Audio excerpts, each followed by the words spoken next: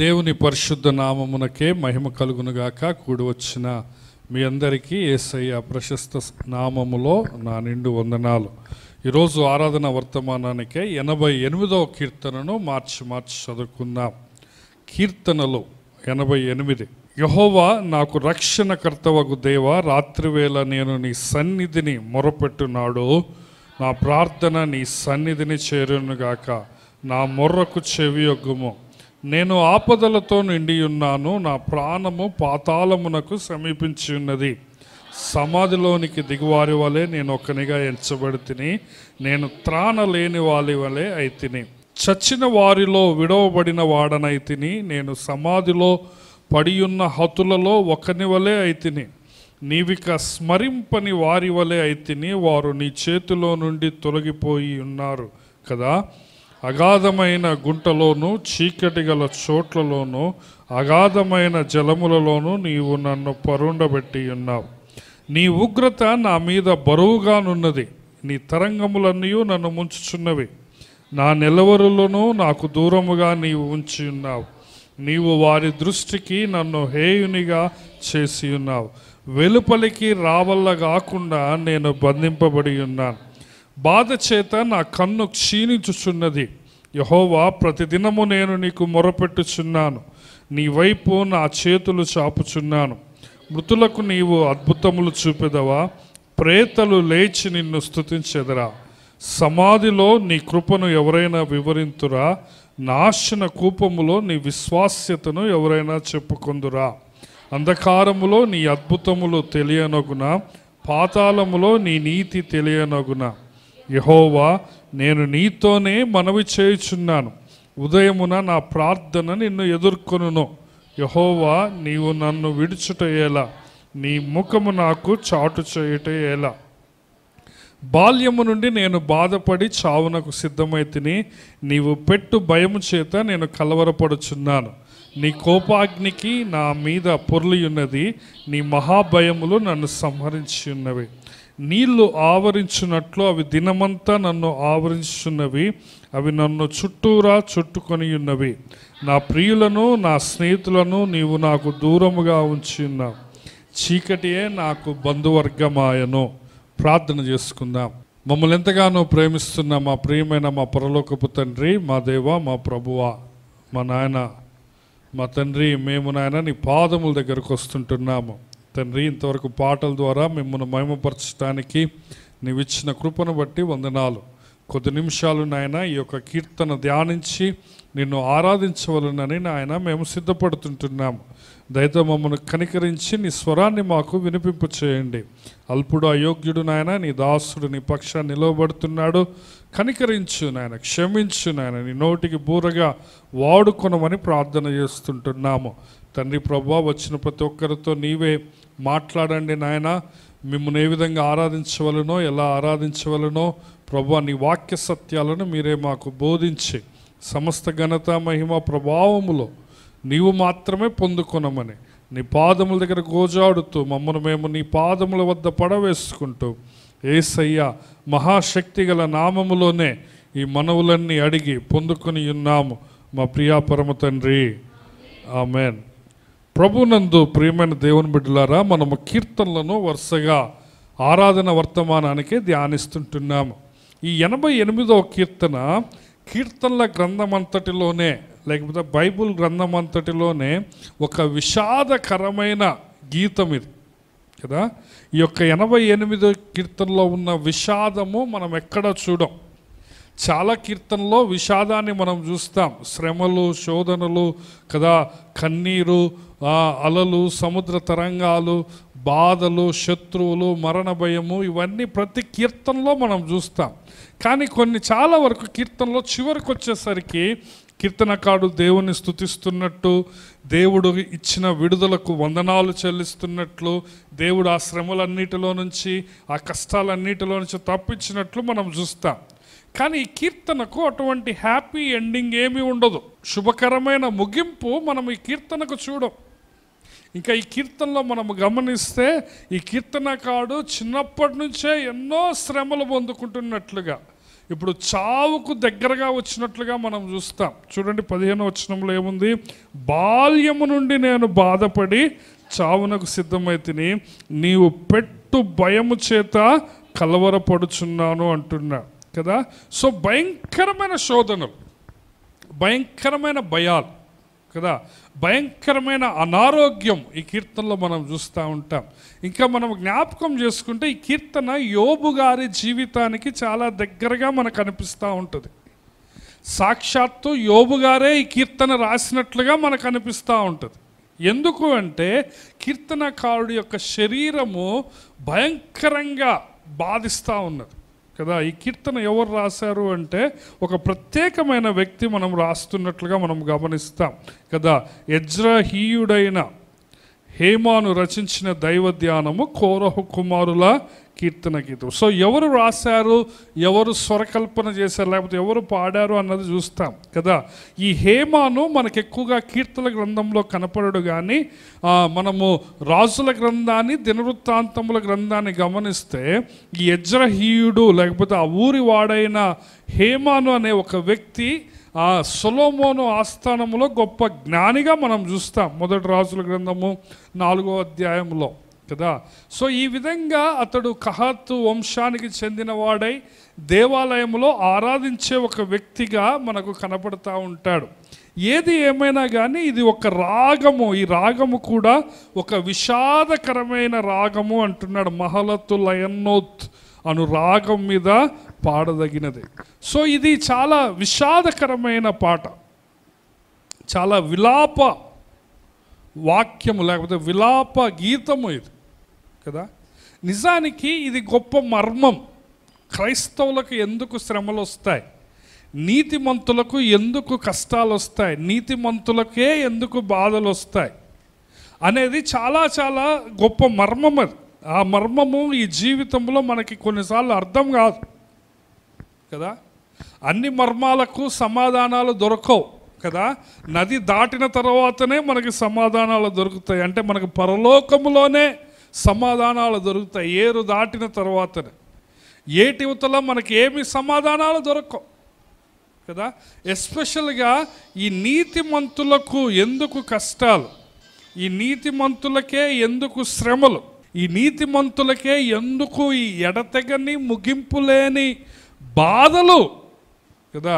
73వ కీర్తనలో కూడా మనం అదే చూస్తాం. 73వ కీర్తనలో కదా, దుష్టులు గర్విష్ఠులు వాళ్ళు చాలా ప్రాస్పర్ అవుతున్నారని, వాళ్ళు చాలా అభివృద్ధి చెందుతున్నారు, వాళ్ళకి యాతనలు లేవు, మరణమందు వాళ్ళకి ఎటువంటి యాతనలు లేవు, వాళ్ళు మంచి జలపానములతో సమృద్ధిగా ఉన్నారు అని ఆసాపు ఆ విధంగా 73వ కీర్తనలో చెప్తా ఉంటాడు. కానీ ఇక్కడున్న కీర్తనకారుడికి భయంకరమైన శ్రమలు. ఏ శరీర బలహీనత ఈ కీర్తనకారుడుకున్నదో మనకు అర్థం కాదు ఇక్కడ. కానీ గమనిస్తే చాలా దిగులతో ఉన్నాడు కీర్తనకారుడు, చాలా నిరాశతో ఉన్నాడు, చాలా డిప్రెషన్లో ఉన్నాడు, సమాధికి దగ్గరగా ఉన్నట్లు మనము గమనిస్తాం. కానీ మనము బైబిల్ గ్రంథంలో గమనిస్తే లేకపోతే కీర్తనల గ్రంథంలో గమనిస్తే నేను పదే పదే చెప్తున్నట్లుగా భక్తులు ఎట్టి శ్రమలో ఉన్నా, ఎట్టి కష్టాల్లో ఉన్నా, ఎట్టి నిరాశల నిస్పృహలలో ఉన్నా వాళ్ళు దేవుణ్ణి వదిలిపెట్టలేదు. హల్లెలూయా. అది మనం ఒక సత్యాన్ని నేర్చుకోవాలి ఈరోజు. వింటున్నారండి? ఎన్ని కష్టాలు, ఎన్ని శ్రమలు, ఎన్ని బాధలు, ఎన్ని నిరాశ నిస్పృహ శ్రమ శోధనలు వచ్చినా, తుఫానులు వచ్చినా భక్తులు దేవుణ్ణి వదిలిపెట్టలేదు. ఈ కీర్తన మనం చదివితే నిజంగా ఒక మనిషికి ఇన్ని కష్టాలు వస్తాయి అనిపిస్తుంది. ఎన్ని కష్టాలు వచ్చినా కానీ ఈ యొక్క భక్తులు దేవునికే ప్రార్థన చేస్తూ ఉన్నారు, దేవుని మీదనే ఆధారపడుతున్నారు, దేవుడు మాత్రమే విడిపించగలడు అని వాళ్ళు నమ్మారు. హల్లెలూయా. కాబట్టి ఈ శ్రమల మర్మములో మనము ఈ విషయాలు మర్చిపోకూడదు. ఒకటేంటిదంటే మనకి రక్షణ ఇచ్చేది, శ్రమల్లో నుంచి నిన్ను కాపాడేది దేవుడు మాత్రమే. హల్లెలూయా. నేను ఏమి జ్ఞాపకం చేస్తున్నా అండి, కష్టాలు శ్రమలు అనేది అది మర్మం, మనకు అన్నీ అర్థం కాదు. హబకుకు గ్రంథం కావచ్చు కదా, ఈ ఆసాపు కావచ్చు, ఈ యొక్క భక్తులందరూ ఎందుకు శ్రమలు, ఎందుకు కష్టాలు, మాకే ఎందుకు ఇన్ని అప్పులు. నేనేమి కాపీ కొట్టకుండా నేను మంచిగా ఎగ్జామ్స్ రాస్తున్నాను, నాకేమో 35-36 మార్కులే వస్తున్నాయి, నాకు ఉద్యోగం రావటం లేదు. అదే కాపీలు కొట్టేవాడికి మంచి 100 వస్తున్నాయి, ఉద్యోగాలు వస్తున్నాయి. నేను నిజాయితీగా దేవుని మీద ఆధారపడి కదా, ఎటువంటి మాల్ ప్రాక్టీస్ చేయకుండా ఎగ్జామ్స్ రాస్తున్నాను, కానీ నాకు మార్క్స్ తక్కువ వస్తున్నాయి, కనీసం ఉద్యోగం అన్నా రావటం లేదు. ఇది ఒక చిన్న ఎగ్జాంపులే నేను మీకు జ్ఞాపకం చేస్తున్నాను. సో బైబిల్ గ్రంథం అంతటిలో ఈ పరిస్థితిని మనం చూస్తాం. నీతి, నిజాయితీ, పరిశుద్ధత, విధేయత, విశ్వాసం కలిగిన వాళ్ళకి శ్రమలు కష్టం. కాబట్టి ఈ యొక్క భక్తులు మనకేమి జ్ఞాపకం చేస్తున్నారంటే, ఈ యొక్క యేసయ్యకు నీకు ఉన్న సంబంధం చాలా ఇంపార్టెంట్. శ్రమల్లో కష్టాలు వింటున్నారా అండి? దేవుడే మనకు రక్షణ ఇచ్చేదన్న విశ్వాసం నీకుండాలి. వింటున్నారా? ఎన్ని శ్రమలు, ఎన్ని కష్టాలు, ఎన్ని నష్టాలు వచ్చినా నీ యొక్క విశ్వాసం ఏమై ఉండాలి చెప్పండి? ఆయన మాత్రమే విడుదలనిచ్చేవాడు. ఆయన చిత్తమైతే ఆయన మాత్రమే రక్షణ ఇచ్చేవాడు. ఆయన తప్ప వేరే ఆశ్రయదుర్గము ఏదియో లేదు. ఆయన తప్ప దేవుడు లేడు. ఆయన ఒక్కడే దీవించువాడు, ఆయన ఒక్కడే స్వస్థపరచువాడు, ఆయన ఒక్కడే ఆశీర్వదించువాడు అన్న విశ్వాసం నీకు ఉండాలా? అది మొదటిది. ఈ మర్మములో, ఈ శ్రమల మర్మములో మొదటి విషయం ఏంటిదంటే, నీకు విశ్వాసము దేవునిపై మాత్రమే ఉండాలి. రెండవది ఏంటంటే, నీకు యేసయ్యకు మధ్య ఉన్న సంబంధం, నీకు దేవునికి మధ్య ఉన్న సంబంధాన్ని నీవు నిర్లక్ష్యం చేయకూడదు. సో ఈ శ్రమల మర్మములో నీవు దేవునితో నీకున్న సంబంధాన్ని ఎప్పుడూ నిర్లక్ష్యం చేయకూడదు కదా.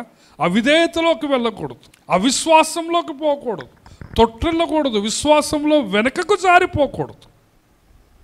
సో ఎన్ని శ్రమలు, ఎన్ని కష్టాలు వచ్చినా దేవుడే నాకు విడుదల దయచేస్తాడనే నమ్మకముతో ఉండి ఆయనతో మంచి సంబంధం కలిగి ఉండాలి.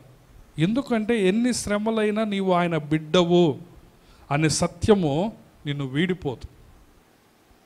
ఎన్ని కష్టాలు వచ్చినా నీ కుమారత్వము, నీవు ఆయన కుమారుడు అని, ఆయన కుమార్తె అనే సత్యము అది తుడిచివేయబడదు. కాబట్టి నీవు నా తండ్రి నాకున్నాడు అనే నిరీక్షణతో నీవు ముందుకు పోవాలా కదా. అందుకే రోమీలకు రాసిన పత్రిక 8వ అధ్యాయం చివరిలో పౌలు గారు ఏమంటాడు?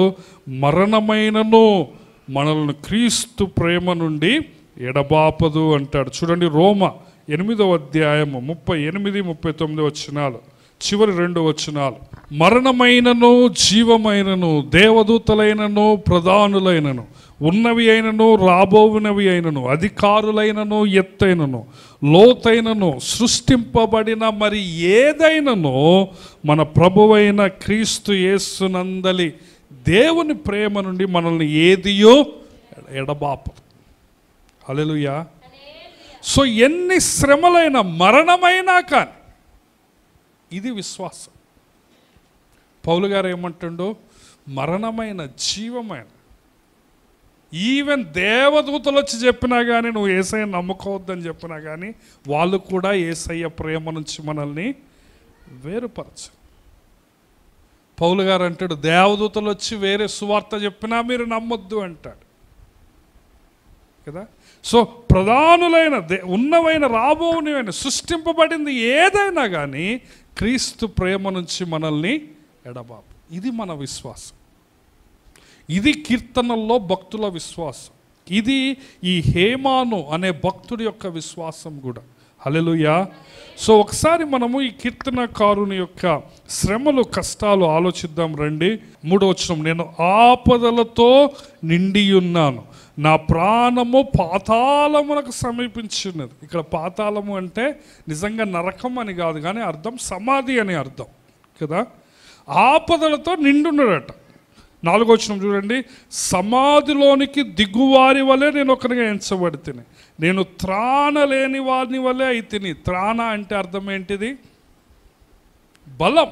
నాకు ఏమాత్రము నా శరీరంలో బలము లేదు అంటున్నాడు. చచ్చిన వారిలో విడవబడిన వాడనైతే, నేను సమాధిలో పడి ఉన్న వాడి వలె అయితే నువ్వు ఇక నన్ను మర్చిపోయావు అంటున్నాడు. 6వ వచనం, అగాధమైన గుంటలో చీకటి గల చోట్ల నీవు నన్ను పడుకోబెట్టావు అంటున్నాడు.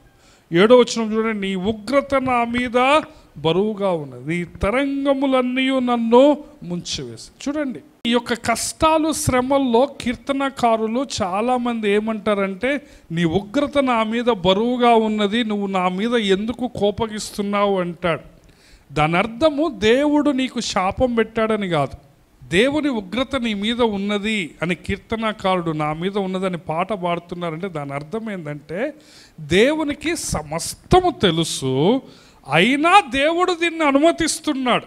కాబట్టి ప్యాసివ్గా ఇండైరెక్ట్గా దేవుడే దీనికి కారణమని వాళ్ళు కంప్లైంట్ చేస్తున్నారు. అంతేగాని ఏదో దేవుడు కావాల్సుకొని ఉగ్రత కురిపిస్తున్నాడని ఆ యొక్క సాతాను మీద, అన్యజనుల మీద, పాపాత్ముల మీద ఆయన ఏ విధంగా మహా ఉగ్రత కురిపిస్తాడో ఆ విధంగా ఉగ్రత కురిపిస్తున్నాడని కాదు అర్థం. అదేంటదంటే, భక్తులు ఏమని అర్థం చేసుకున్నారంటే బైబిల్లో, ఏది అయినా ఆయనే సార్వభౌముడు కదా. నాకు చీమ గుట్టినా పాము గరిచినా కానీ ఆయన అనుమతి లేకుండా జరగదు. సో పాము గరిచినా వీళ్ళు ఏమంటారు, దేవా నీ ఉగ్రత నా మీద ఎందుకున్నది అంటాడు. ఎందుకు? వాళ్ళ నమ్మకం ఏంటంటే దేవుడు సార్వభౌముడు, ఆయనే పర్మిషన్ ఇచ్చాడు. ఆయన అనుమతి, ఆయన జ్ఞానము, ఆయన నాలెడ్జ్లో లేకుండా ఏదీ జరగదు. సమస్తము ఆయన ఎరిగినవాడు. కాబట్టి ఆ విషయాన్ని మనము జ్ఞాపకం చేసుకోవాలి కదా. 8వ వచనం, నా నెలవరులను నాకు దూరముగా నీవు ఉంచి ఉన్నావు, నీవు వారి దృష్టికి నన్ను హేయునిగా చేసి ఉన్నావు, వెలుపలికి రాకుండా నేను బంధింపబడి ఉన్నాను అంటున్నాడు. 8వ వచనాన్ని మనం జ్ఞాపకం చేసుకుంటే ఎక్కువగా కుష్టు వ్యాధి కలిగిన వాళ్ళు చెప్పే మాటలుగా మనం చూస్తూ ఉంటాం. సో ప్రియమైన సహోదరి సహోదరులారా, 8, 9 వచనాలు మనము గమనిస్తే కుష్టు వ్యాధి లాంటి మహా భయంకరమైన అపవిత్రమైన వ్యాధి కలిగిన వాడుగా కీర్తనకారుడు కనపడుతున్నాడు. ఏమంటున్నారంటే, నా ఫ్రెండ్స్ అంతా నాకు దూరం అయిపోయారు, వాళ్ళు నన్ను ఒక హేయునిగా చూస్తున్నారు, నన్ను చూసి వాళ్ళు అసహించుకుంటున్నారు, నన్ను ఒక అపవిత్రుడిగా చూస్తున్నారు, నా కళ్ళు క్షీణించిపోతున్నాయి కదా, నేను బయటికి రాలేక బంధించబడి ఉన్నాను అంటున్నాడు. నిజానికి పాత నిబంధనలో లేకపోతే పురాతన కాలంలో కుష్టి వ్యాధి అనేది చాలా భయంకరమైన అపవిత్రమైన వ్యాధి. అది ఈరోజు లాంటి కుష్టి కాదు, అప్పట్లో ఉండేది. అప్పట్లో ఉండే కుష్టి అనేది ఎవరికైనా అంటుకుంటే వాళ్ళకి వచ్చేసే కుష్టి వ్యాధి. కాబట్టి వాళ్ళు బయట బంధించబడి ఉండాలి, లేకపోతే క్వారంటైన్లో ఉండాలి, ఎవరికి దూరంగా ఉండాలి, వాళ్ళని ఎవరు కాంటాక్ట్ కాకూడదు. కాబట్టి అదే విషయాన్ని మనం చూస్తుంటున్నాం.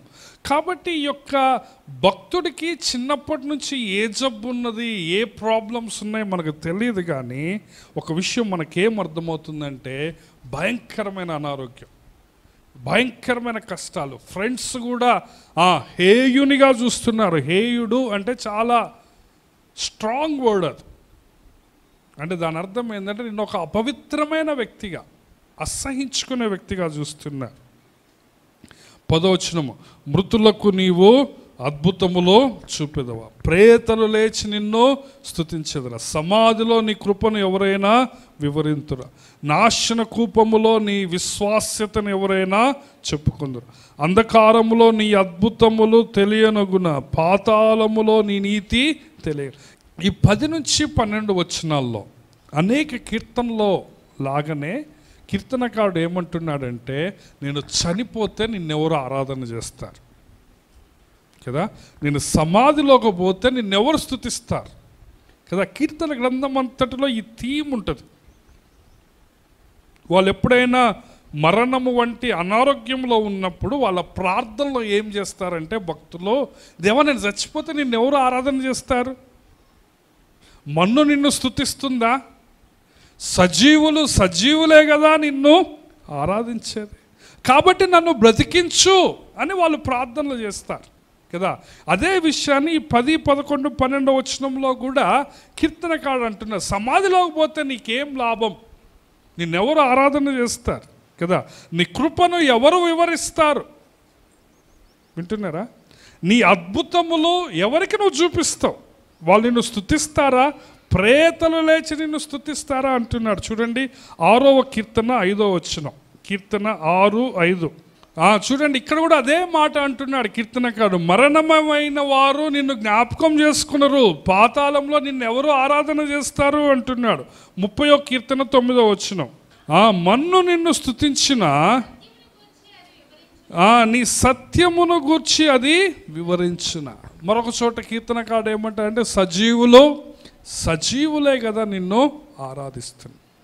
కాబట్టి ఈ కీర్తనకారుడు, ఈ భక్తుల యొక్క ఆలోచన అంతా ఏ విధంగా ఉంటుందంటే, నేను బ్రతికితే నిన్ను ఆరాధిస్తాను కదా, నేను మరణిస్తే నిన్ను ఆరాధించడానికి నాలాంటి వాళ్ళు ఎవరు ఉండరు. కాబట్టి దీని నుంచి మనం ఏమి గ్రహించాలంటే, మనము బ్రతికి ఉన్నప్పుడే ప్రభువుని ఆరాధించగలం. వింటున్నారా, ఈ రోజున మనకంటే గొప్పోళ్ళు, మనకంటే డబ్బున్నోళ్ళు, మనకంటే యవనస్తులు, మనకంటే బలం ఉన్నోళ్ళు, మనకంటే మంచి హాస్పిటల్లో చూపించుకోగల కెపాసిటీ ఉన్నోళ్ళు కూడా లేరు, మనకంటే చాలా చిన్నోళ్ళు కూడా లేరు ఈ లోకం కదా. నిన్నటి దినమున అనంతపూర్ జిల్లా వీర మరణం పొందిన సైనికుడు ఆ యొక్క ఫొటోస్ చూస్తుంటే చాలా బాధ అనిపించింది కదా. చిన్న వయసులో ఎంతోమంది సైనికులు ప్రాణాలు పోగొట్టుకున్నారు, ఒక్కడే కొడుకట, వీర మరణం పొందాడు, వెరీ గుడ్, సూపర్, దేవునికి మహిమ కలుగునుగాక.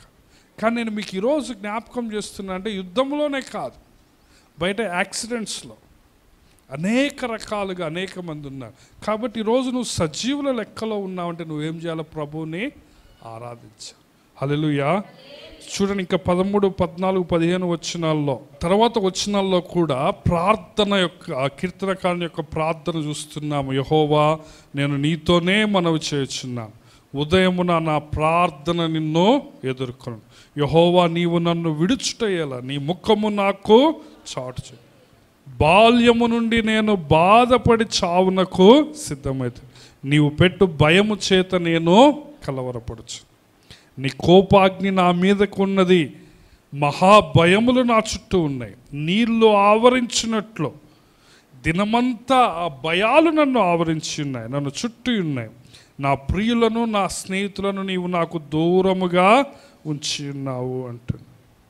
చీకటియే నాకు బంధువర్గమా కదా.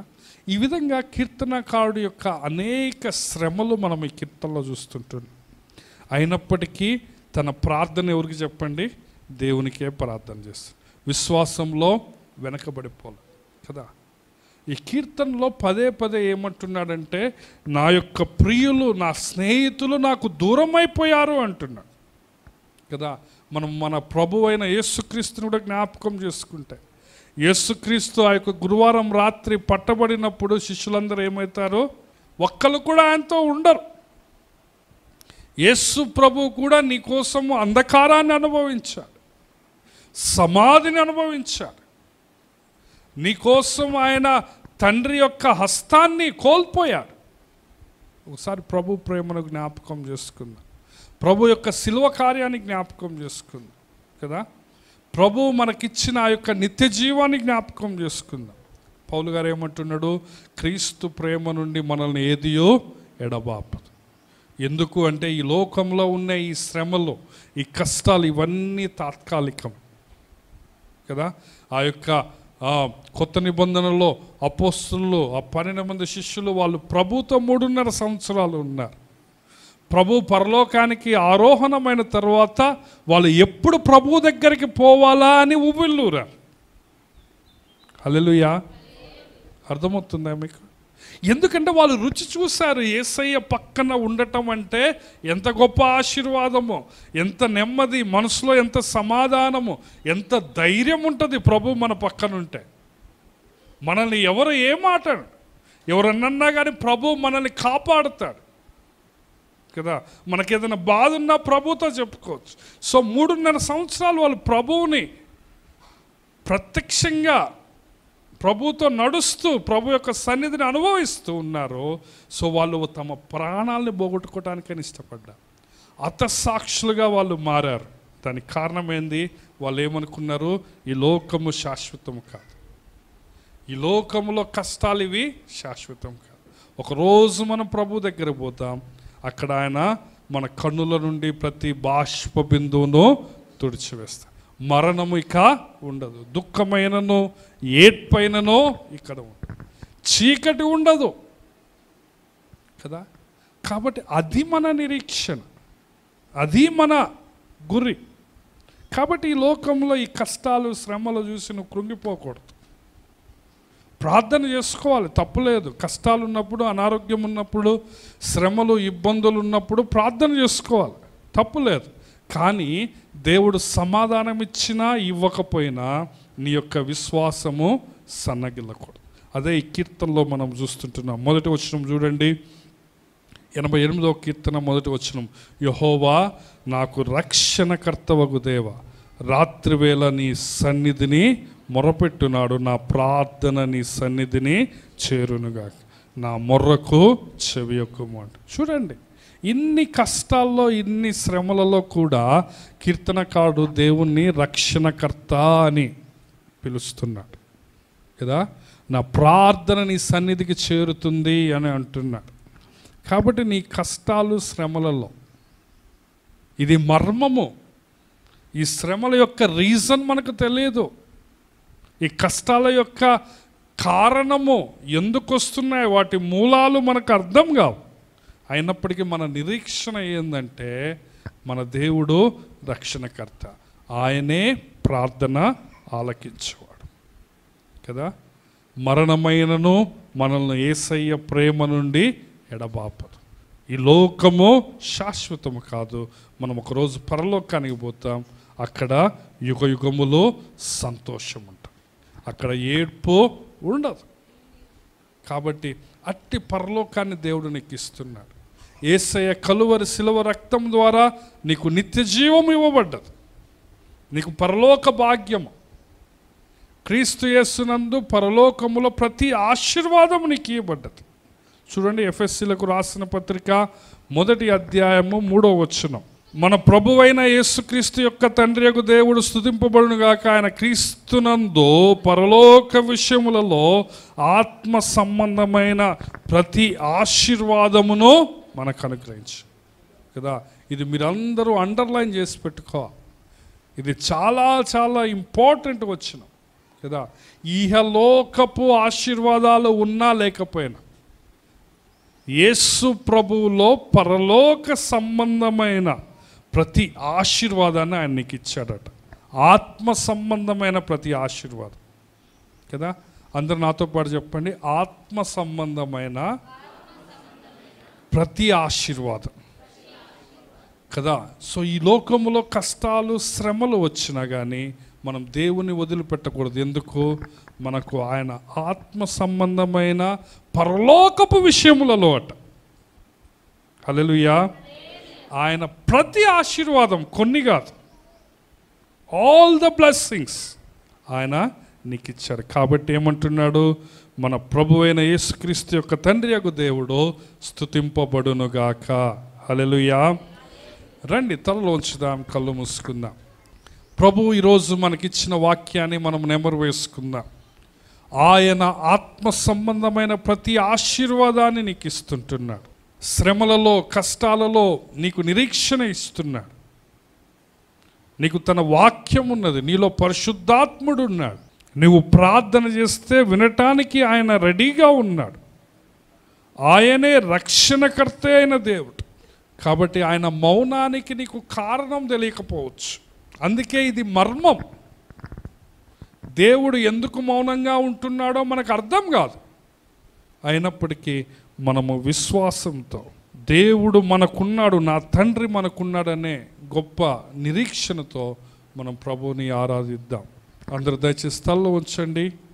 ఒకరి తర్వాత ఒకరు ప్రభువుని ఆరాధించవలసిందిగా మనవి చేస్తుంటున్నాను.